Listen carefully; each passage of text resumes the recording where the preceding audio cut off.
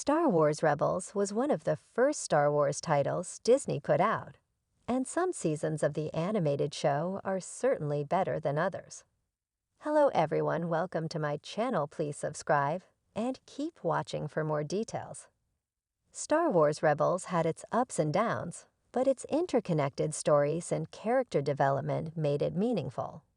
Season 2 struggled to find its footing, lacking a clear big bad and feeling disconnected from the Star Wars universe. Season 3 brought in compelling new villains, explored character arcs, and delivered emotional moments that resonated with audiences.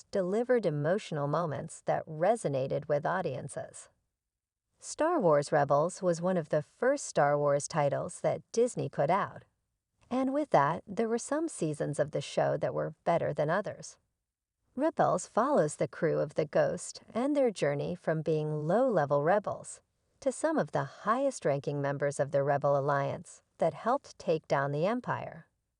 Among the Ghost crew were two Jedi Knight Kanan Jarrus and his Padawan Ezra Bridger. Also aboard was the Twi'lek ace pilot Hera Syndulla, Mandalorian Sabine Wren, and the former Lazad Honor Guard member Karace Zeb Aurelios. Rebels ran for 4 seasons and was able to create new stories that were incredibly meaningful, but it also brought back fan-favorite characters such as Ahsoka Tano, Clone Captain Rex, and Darth Maul. When Rebels came out, the final season of Star Wars, the Clone Wars hadn't yet premiered, meaning the fate of many of these characters had been unknown, and their survival of Order 66 and the Empire was a shock to many. Rebels was able to build on the foundation created by the Clone Wars and directly connected those stories to the events of the original Star Wars trilogy. That being said, some seasons of Rebels were better than others, and here they are ranked from worst to best. Rebels Season 2 had a hard time finding its footing. The show had introduced Ahsoka Tano in the Season 1 finale, but didn't quite know what to do with her. She sometimes appeared, but then would be absent for episodes at a time with no explanation. It felt fairly obvious that, other than the Empire as a whole, there was truly no big bad of Rebels Season 2. There were teases that it was Darth Vader, but for the sake of the show continuing and keeping continuity with the original Star Wars trilogy, Darth Vader was never truly an option as the big bad. On top of that, after the death of the Grand Inquisitor in the Rebels Season 1 finale, no other Inquisitor was that intimidating, even if they appeared in pairs or trios. There was little doubt Ezra and Kanan could take them down if challenged. Rebels Season 2 also struggled to figure out how involved in the rebellion the characters would be. With appearances of characters such as Leia Organa, the show at times seemed to want to be right in the middle of the action, but at different points felt so far removed from the Star Wars that audiences know and love. Rebels Season 1 was fun, even if the show was still trying to find its niche within Star Wars.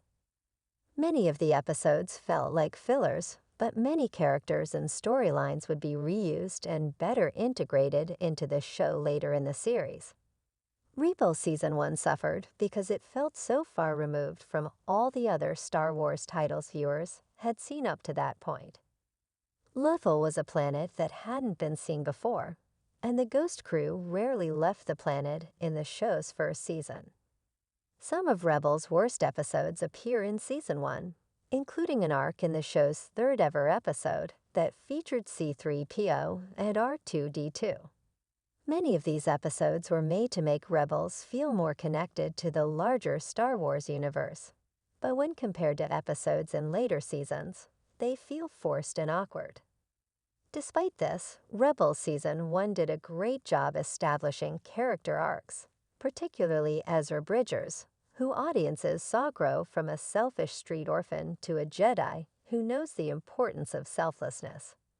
Rebels Season 3 became much more interesting with the introduction of Grand Admiral Thrawn, who would prove to be a thorn in the side of the rebellion for the show's last 2 seasons.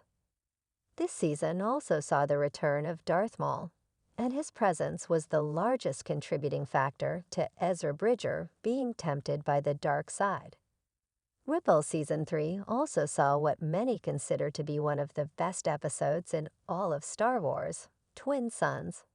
The episode saw Ezra Bridger travel to Tatooine to warn Obi-Wan Kenobi that Maul was hunting him, and it ended with Maul dying at Kenobi's blade. Rebel Season 3 also introduced more Mandalorians to the show, including Sabine Wren's family.